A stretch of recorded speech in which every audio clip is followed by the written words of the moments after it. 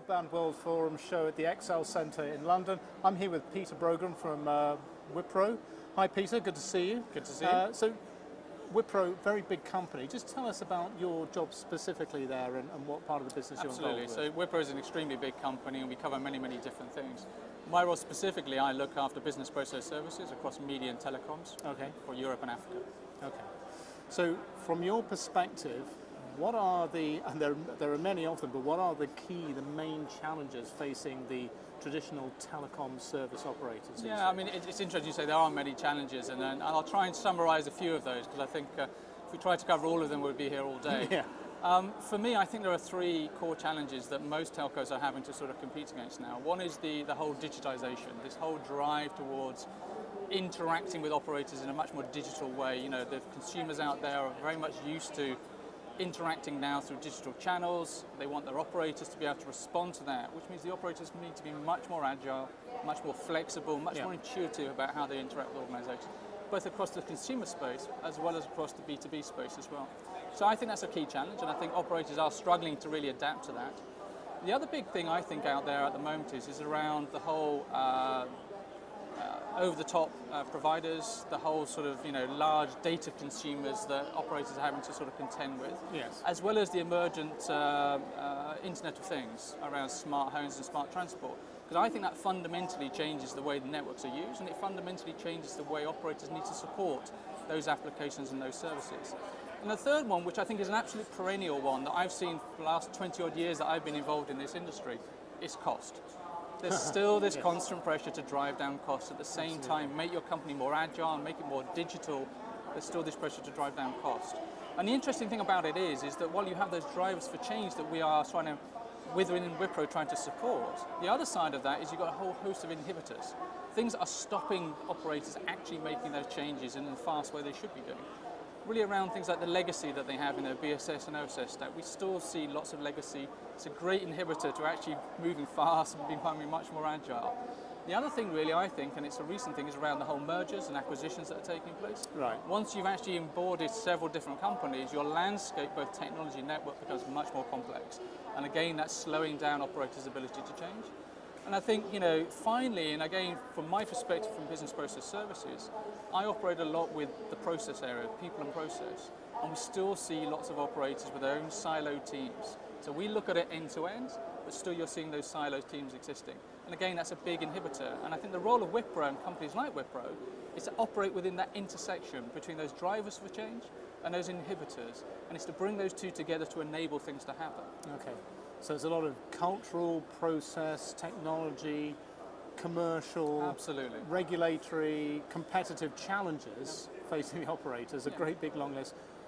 So what can Wipro do to actually help overcome those challenges? Yeah, it's an interesting question. I mean, Wipro, we've been involved with telecoms for many, many years, and certainly from a business process perspective, we've certainly been involved for the last 10 to 15 years. And we work with lots of the leading brands in Europe, in Asia, in North America. And a lot of the times when companies used to talk to us, they were very much driven by the need to drive cost down. So when we first sort of engaged with companies, they very much wanted to talk to say, look, you can offshore work, you can put it in low-cost locations, that will drive our cost down. That was great. Today, when you have those same conversations with operators, what they want to talk about is business value. How do you enable them to drive that business transformation? Right. How do you enable them to become much more digital in their interactions? So while business process services has traditionally been seen as a cost driver, actually nowadays we want to talk to organizations about business value. How do we improve customer satisfaction? How do we improve their overall revenue? Okay. And what we've developed really is a sort of a four-stage framework within our business process services. The first of that is around simplification. That's applying the usual techniques of Lean and Six Sigma, but also nowadays focusing on where you can digitize interactions. Because the moment you can digitize interactions, you can automate those interactions.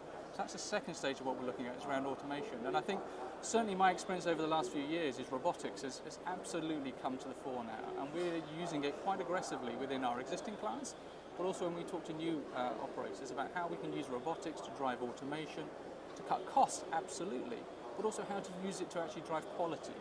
And we've seen a number of examples where both cost and quality can be improved through automation. Okay. The third angle of what we're trying to focus on at the moment is around the intelligence, analytics. clearly driving and using the data that we generate through our services and generating actionable insight. And an extension of that nowadays is around artificial intelligence and using cognitive intelligence to actually begin to do what we would call hyper-automation. Right. And again, we've got some very good examples where we've invested in technology, like our Wipro Homes platform, to drive that hyper-automation within operators. Okay. And the final thing really in our sort of four-pronged approach to this is around what we call the immersive experience. And this is around taking very much a design-led view to the end customer experience, the end journey. Taking a very much customer-centric perspective on that and actually re-engineering that whole interaction that's happening within organizations. Okay. So an awful lot of angles there, lots Absolutely. of ways that you're looking to help. So how has sort of Wipro changed itself to enable this? What kind of investments has it made to meet the needs of the operators? Yeah, we've had to make quite a few investments, and it's changing the way Wipro looks, the way we interact with our end customers.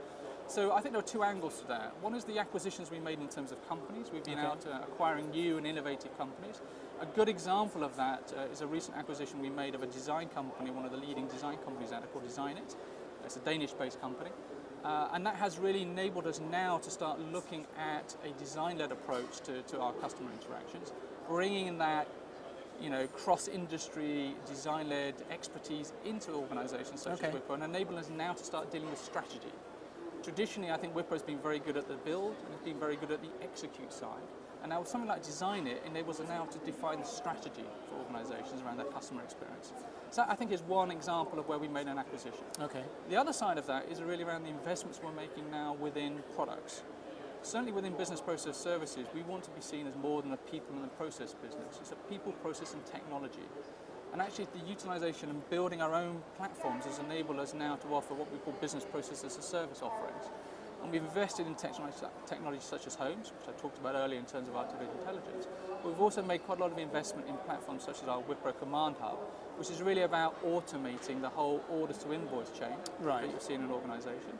And also investments in what we call next generation customer experience, which is about creating a 360-degree view of your customer experience and using that and the analytics that's driven from that to generate business benefit and revenue for operators. Okay.